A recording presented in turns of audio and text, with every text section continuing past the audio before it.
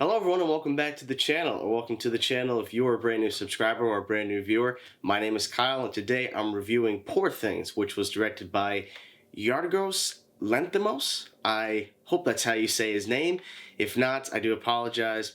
But this tells the story of a character named Bella Baxter, played by Emma Stone, who was resurrected from the dead by a very eccentric scientist played by Willem Dafoe, where she very quickly and rapidly grows in intelligence, and she ends up exploring the world and her sexual liberation. Now, before we jump into this video, if you are new to the channel, don't forget to subscribe and give this video a like. I saw the trailer for this a few months ago, and I'm sure that I'm not alone when I say this. I thought it was very strange, yet intriguing. It didn't really give away the plot or what the film is really about. You had to go see the movie to explore its hidden themes and hidden messages. In a time where the big blockbusters and the superhero era is really dying down, this is the perfect time for independent filmmakers to really rise back up and to create projects that are going to propel us into the future. And in certain ways, Poor Things is one of those movies. It definitely explores incredible themes, including and especially autonomy. I've always liked Emma Stone ever since I first saw her in Easy A. I think she is a fantastic actress,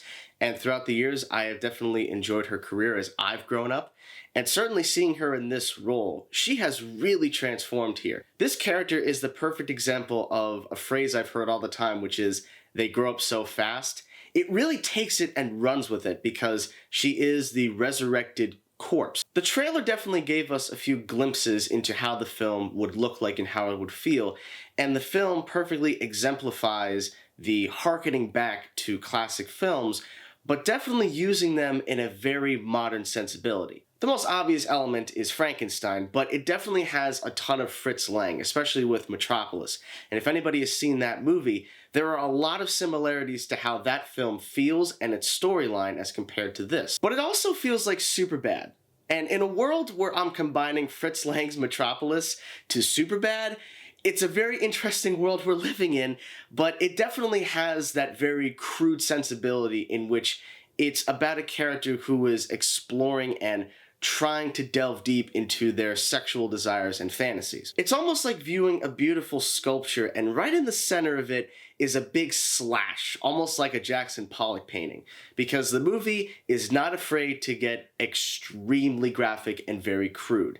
And for me, it's not really bothersome, and I feel for the most part it works extremely well into the movie. Now, without a doubt, when you are making a movie that is about sexual liberation, about the freedom of being very liberal, it is going to be extremely controversial. This is not a subject that has really ever not been controversial. I mean, we still deal with these situations in the world today.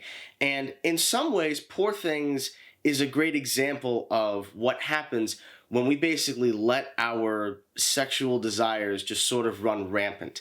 It often leads to trouble and it often leads to bad things, but we learn great things as a result of it. And you really see that through the progression of the character of Bella. I really can't praise Emma Stone enough for her performance.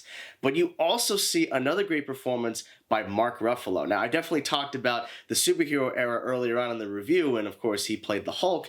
But this definitely harkens back to his characters he played before that. Very controversial character actors. And honestly, this really is no exception. He definitely is on full display in the movie, and I mean that in a very metaphorical but also literal sense. The production design, the costumes, the sound design are absolutely fantastic, and they really get you absorbed into this world that definitely is relying on the past, but has a lot of futuristic elements in it. And once again, that certainly is like the movie Metropolis. That is very much the feel that they're going for here. Now, I wouldn't say that the movie is perfect. It definitely has a few elements that I think go a little bit too far. And also the movie's runtime, it is 2 hours and 21 minutes, and definitely by the 2-hour mark, I could definitely feel its length seeping in just a little bit. Even though that's not a major criticism, I do feel like the movie could have been 15 minutes shorter because a lot of the crude references and the jokes definitely feel a bit recycled during the third act of the film. I like how the majority of this movie is shot, although there are certain moments where the wide-angled lens is used to essentially blow out the image so much that it just becomes very distracting. Like, it's really not focusing on the characters, it's just focusing on how cool the lens is. And my last point is discussing sexual liberation, which a lot of people will absolutely hate this movie with a passion for both its idea and its execution. Now for me, I think the concept is absolutely brilliant, and I feel that 75% of the time it works extremely well. But then there are certain aspects of the way it's executed and the way that it portrays some of its characters that in my mind, as I was thinking about it after watching it, it definitely makes the movie feel a bit exploitative.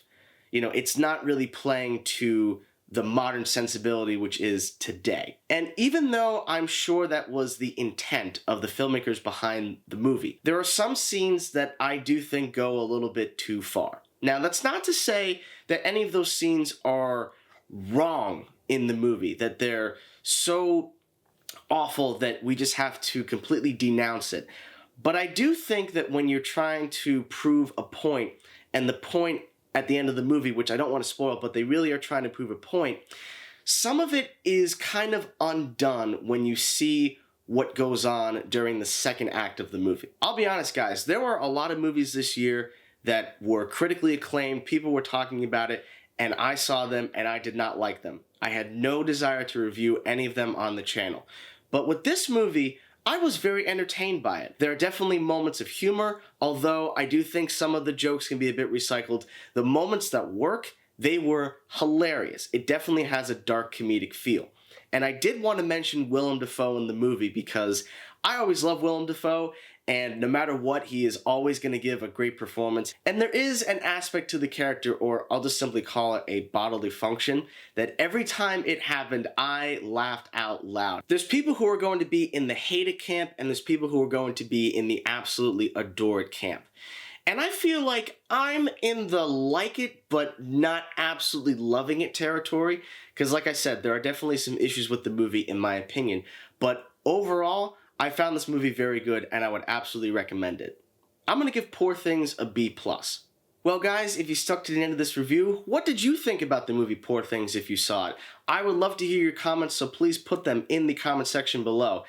And again, thank you all so much for watching and always giving your support. Be sure to subscribe to the channel, give the video a like, and all my links to my social media pages are in the description box below, as well as my business website, kjgpictures.com. You can also see my new film, The Necklace, coming out very soon on my website.